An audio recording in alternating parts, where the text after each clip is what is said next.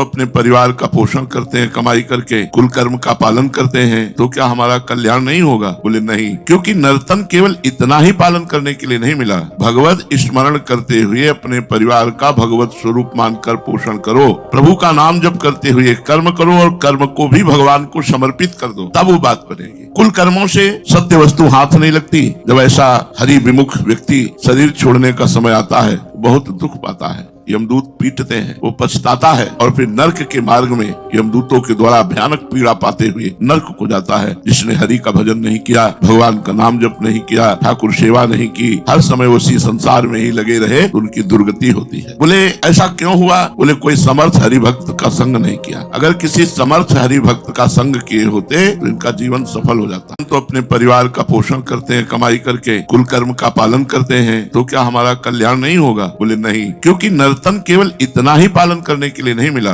भगवत स्मरण करते हुए अपने परिवार का भगवत स्वरूप मानकर पोषण करो, प्रभु का नाम जप करते हुए कर्म करो और कर्म को भी भगवान को समर्पित कर दो, तब वो बात बनेगी। कुल कर्मों से सत्य वस्तु हाथ नहीं लगती। जब ऐसा हरि विमुख व्यक्ति शरीर छोड़ने का समय आता है, बहुत दुख पाता है, यमदूत पीटते हैं, वो पछताता है और फिर नरक के मार्ग में यमदूतों के द्वारा भयानक पीड़ा पाते हुए नरक को जाता है। जिसने हरि का भजन नहीं किया, भगवान का नाम जप नहीं किया, ठाकुर सेवा नहीं की, हर समय उसी संसार में ही लगे रहे, तो उनकी दुर्गति होती है। बोले ऐसा क्यों हुआ? बोले कोई समर्थ हरि भक्त का संग नहीं किया। अगर किसी समर्थ हरि भक्त का संग किए होते तो इनका जीवन सफल हो जाता।